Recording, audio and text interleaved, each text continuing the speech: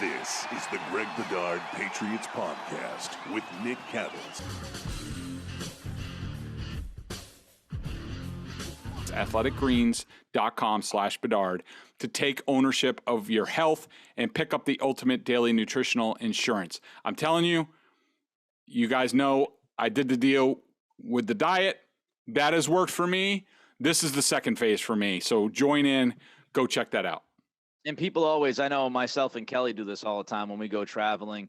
We always check out reviews. You know, what's the star review? I won't stay at a hotel if it's like under like 4 stars at least. You know, I'm talking about the reviews, not the 4-star hotels that cost $1 bajillion. But, you know, Athletic Greens, over 7,000 5-star reviews. So Bedard's behind it. There's a lot of people that have gone online and given this a 5-star review. It's tough to have, 7,000 plus reviews and have them be 5 stars. So check it out, Athletic Greens. All right, let's jump to the top 10 players, Greg, that need to step up for this season to be something. I did not have a ton of time to put my list together, so let's run through your list. I think most of my list looks like your list. Let's start at the bottom, okay? Let's start at number 10. The 10th player or players, which will make sense in a minute, that need to step up for this season to be something, Greg. Yeah, I have the pass backs. So among James White, Pierre Strong, J.J. Taylor, I think that, and to give people a little context, this is, if the Patriots are going to, right now everybody thinks they're sort of middle of the road, not sure what to make of them, tough schedule, tough division, all that stuff. But if the Patriots are to surprise, if they're to go on a run, say like 2001, something sort of out of nowhere, this is sort of my 10 most important players that need to play well for that to happen. And I think the pass backs, you could boost them up the list.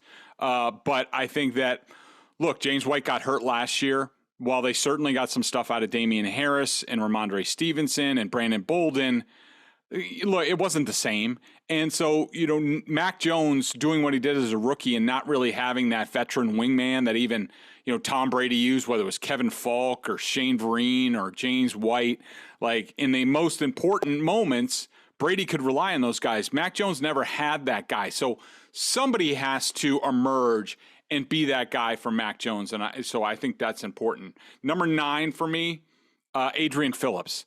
Now, his name being on the list might surprise some people and not like, say, Kyle Duggar, who I think could stand to take a big step up this year.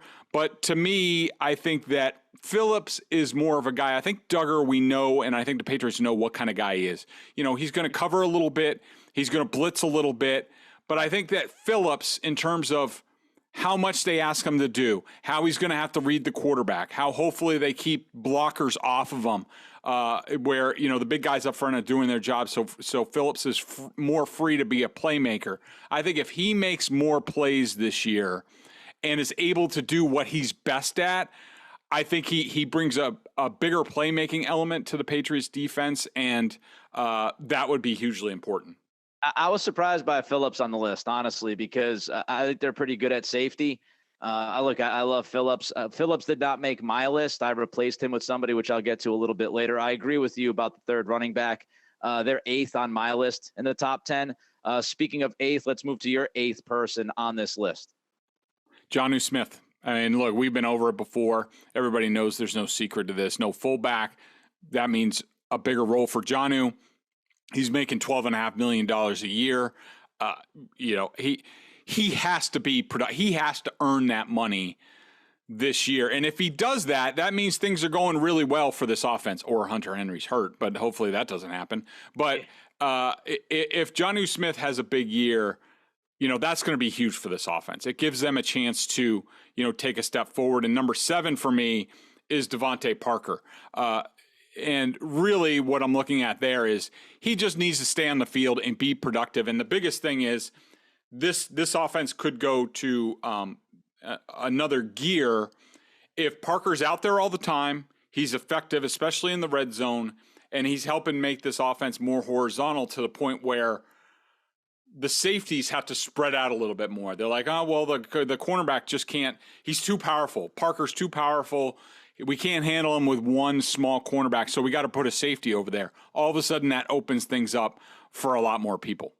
Yeah, I mean, if you get what you hope to get out of both of those guys you just mentioned, then the offense can be pretty damn good. I don't want to say really, really good, but pretty damn good. I mean, when you think of Jonnu Smith as kind of the X factor within this offense and all the different things he might be able to do, all the stuff we talked about last season. Oh, he's going to be in the backfield every once in a while. They're going to be able to do this and do that and 2 tight ends.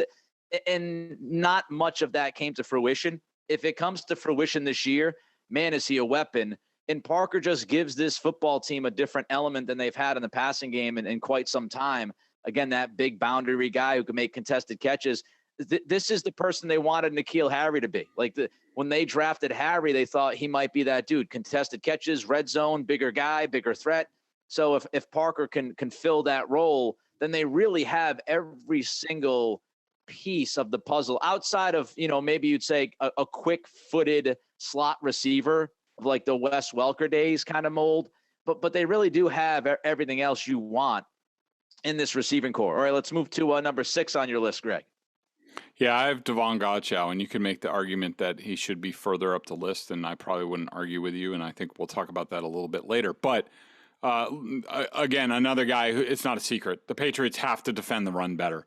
They have to get opponents into longer yardage, which should be able to let them get into their sub package, where they do have some personnel advantages against offenses, and that should get them off the field and get the offense more possessions, which was a problem at times last year, that the offense was being productive but not getting the ball enough because the Patriots could not stop the run and get off the field. So, Godchaux's the linchpin of that. They didn't make any further investment at nose tackle, didn't even draft anybody. It's basically all on him on there, and he was okay his first year, but he needs to be very good for this defense. And that leads me into, and it's related, number 5, I have Raekwon McMillan and Mack Wilson, depending on, who emerges. Right now it looks like it's going to be McMillan, but we know Bentley's going to be one of the linebackers. He knows the system. They feel comfortable with him.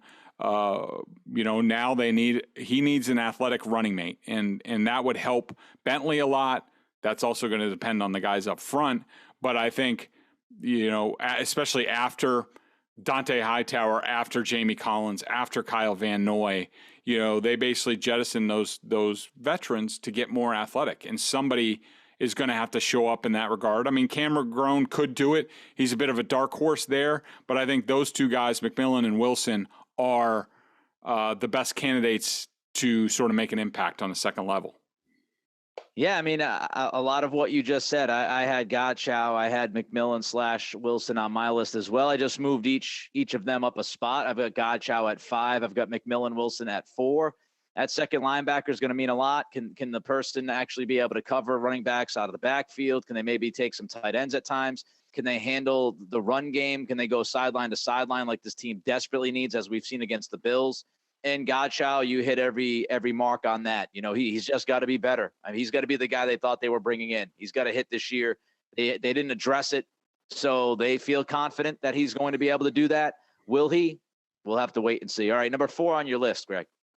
Yeah, I have Jalen Mills, and some people might say, well, what about Malcolm Butler? What about the quote-unquote number 1 cornerback? Why are you talking about the number 2 cornerback? Well, I think the Patriots will be fine at slot if Jonathan Jones should be back healthy. He's one of the better slot cornerbacks in the league. I think when you talk about number 1 cornerback, if you don't have a stud, you're going to have to help them anyways. And so it looks with the safety. So it looks like the Patriots are going in that direction, and they certainly have enough safeties to get involved. So I think they'll figure that out. I mean, will it be lockdown? Will it be J.C. Jackson-esque? I don't know. I doubt it, but I think they can figure it out. But only if Jalen Mills at number 2 is really solid and they don't have to worry about him and don't have to give him a ton of help. I thought he did that at times last year. I think he's going to need to be even better in year 2. I think he stands a chance, but I think, if you get Jonathan Jones and Jalen Mills to give you really good play, then you can figure out the other cornerback spot. So that's why, to me, I have no doubts about Jones. It's Mills who's really going to have to do the job. I've got both outside corners on my list. I've got outside cornerback number 2/1, whatever the hell you want to call it, at 7. And I've got Mills at 3 on my list. I've got him bumped up 1 spot than you do. And look, I mean, if Mills everybody that listens to this podcast by now knows that I'm not the biggest fan of Mills. He's okay. Not a big fan of him. Afraid of him on the outside, afraid of him blowing some plays, giving up big plays, committing some penalties. If Mills is not good, you don't know what you have in the other corner right now. Terrence Mitchell, Malcolm Butler, Jack Jones. We have no clue what's going to happen. I mean, if Mills is bad, this cornerback position could implode quickly. And the Patriots can't afford that in 2022 with passing games at an all-time high. So Jalen Mills is third on my list. Outside cornerback 2 is 7th on my list. We've got the same top 2. So let's just hit them starting at 2, Greg. I just want to mention Uche real quick, that he was at number 3 for me, and just. Oh yeah, sorry, Uche, my bad. No, it's okay. Yeah, I just thought I just put. Look, we know Dietrich Wise / Henry Anderson is going to be the starter against in base opposite Matthew Judon. That's what we think is going to happen. But it's really going to come down to sub, and the effectiveness of the Patriots sub package on defense, if they can get there, if the run defense works, is going to be hugely important. And so. You look at Dietrich Wise kicking inside on third downs. Somebody's going to have to come in and be dangerous. And we've heard Steve and Bill Belichick both talk about Uche being a big puzzle piece. Well, he's going to have to deliver. He's going to have to be dangerous and athletic on the outside opposite Judon, so he doesn't get double teamed all the time and chipped. If Uche can do that, then I think the Patriots have a chance to be pretty good on defense. And that leads us into the top 2. We both had the same. Number 2 for me is Trent Brown. Yep. It looks like they're going to put him at left tackle. That's the way they worked all offseason. Win at right tackle. That's great. You look back to what Trent Brown was at left tackle his first time with the Patriots. He was a very good left tackle. If they get that type of play, if he is on the field all the time, and you put Cole Strange between a very good Trent Brown and David Andrews, that helps the rookie. You feel good about the left side. It's never going to be perfect, but you feel good about it. However, if the Trent Brown we get this year is the Trent Brown we got last year, in and out of the lineup, in and out of, I don't know how much he wanted to be there at times.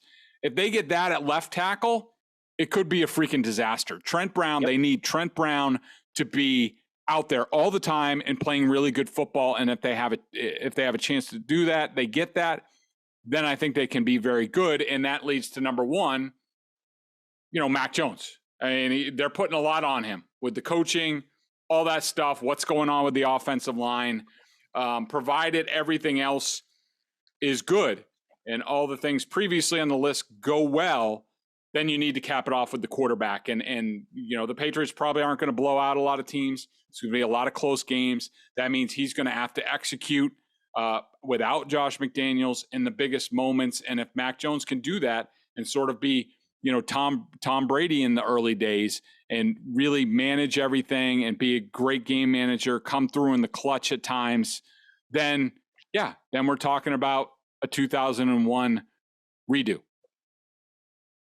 I had Uche, by the way, at 6 on my list, and I pretty much agree with everything that you said about Brown and Mac Jones being 2 and 1. The only person I had on my list that was different than you, I actually had Cole Strange in there. I think because of where he was drafted, the fact of that left side on the offensive line to go along with Trent Brown, Strange has got to be good. He doesn't have to be great, but he's got to be good, because if he falls apart and Trent Brown is mediocre, now the entire blind side of your offensive line with your young quarterback is the drizzling shits. So you certainly don't want that to happen. So I've got Cole Strange in there. I took out Devontae Parker. I think they'll be fine at wide receiver, even if Parker doesn't hit. So I replaced Parker with Strange.